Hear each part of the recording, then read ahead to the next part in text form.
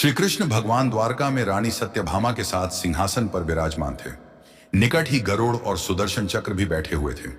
तीनों के चेहरे पर दिव्य तेज झलक रहा था। बातों ही बातों में रानी सत्यभामा ने श्री कृष्ण से पूछा कि हे प्रभु, आपने त्रेता युग में राम के रूप में अवतार लिया था। सीता आपकी पत्नी थी, क्या वे मुझसे भी ज्यादा सुंदर थीं? द्वारकाधीश समझ गए कि सत्यभामा को अपने रूप का अभिमान हो गया है। तभी गरुड़ ने कहा कि भगवान, क्या दुनिया में मुझसे भी ज्यादा तेज गति से कोई उड़ सकता है? इधर सुदर्शन चक्र से भी रहा नहीं गया और वे भी कह उठे कि भगवान, मैंने बड़े बड़े युद्धों में आपको विजय श्री दिलवाई है, क्या संसार में मुझसे भी शक्तिशाली कोई है? भगवान मन ही मन मुस्कुरा रहे थे। वे जान रहे थे कि उनके इन तीनों भक्तों को अहंकार हो गया है और इनका अहंकार नष्ट करने का समय आ गया है। ऐसा सोचकर उन्होंने गरुड़ से कहा कि हे गरुड़, तुम हनुमान के पास जाओ और कहना कि भगवान राम माता सीता के साथ उनकी प्रतीक्षा कर रहे हैं। गरुड़ भगवान की आज्ञा लेकर हनुमान को लाने चले गए। इधर श्री कृष्ण ने सत्यभामा से कहा कि देवी, आप सीता के रूप में तैयार हो जाएं, और स्वयं द्वारकाधीश ने राम का रूप धारण कर लिया। मधुसूदन ने सुदर्शन चक्र को आज्ञा देते हुए कहा कि तुम महल के प्रवेश द्वार पर पहरा दो और ध्यान रहे कि मेरी आज्ञा के बिना महल में कोई प्रवेश न करे। भगवान की आज्ञा पाकर चक्र महल के प्रवेश द्वार पर तैनात हो गए। गरुड़ ने हनुमान के पास पहुंचकर कहा कि हे वानर श्रेष्ठ, भगवान राम माता सीता के साथ द्वारका में आपसे मिलने के लिए प्रतीक्षा कर रहे हैं। आप मेरे साथ चलें, मैं आपको अपनी पीठ पर बैठाकर शीघ्र ही वहां ले जाऊंगा।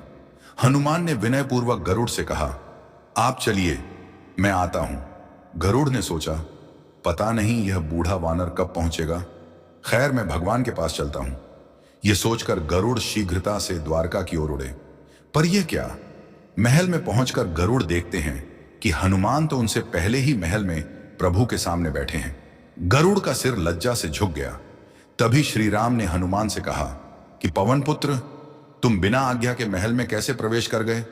क्या तुम्हें किसी ने प्रवेश द्वार पर रोका नहीं? हनुमान ने हाथ जोड़ते हुए सिर झुकाकर अपने मुंह से सुदर्शन चक्र को निकालकर प्रभु के सामने रख दिया। हनुमान ने कहा कि प्रभु, आपसे मिलने से मुझे इस चक्र ने रोका था, इसलिए इसे मुंह में रख मैं आपसे मिलने आ गया। मुझे क्षमा करें। भगवान मन ही मन मुस्कुराने लगे। हनुमान ने हाथ जोड़ते हुए श्री राम से प्रश्न किया, हे प्रभु, आज आपने माता सीता के स्थान पर किस दासी को इतना सम्मान दे दिया कि वह आपके साथ सिंहासन पर विराजमान है? अब रानी सत्यभामा का अहंकार भंग होने की बारी थी।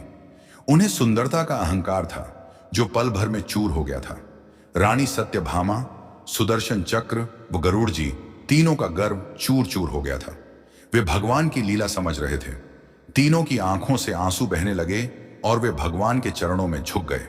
अद्भुत लीला है प्रभु की।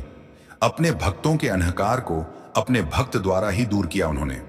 जीवन में कभी भी अहंकार नहीं करना चाहिए। जरूरी नहीं है कि आज जो आपके पास है वह कल भी होगा। अपने अंदर जरा सा भी अगर अहंकार आने लगे तो स्वयं ठाकुर जी हमसे दूर हो जाते हैं। ठाकुर जी को नहीं, स्वार्थ भक्तों की ही जरूरत है, अहंकारी की नहीं।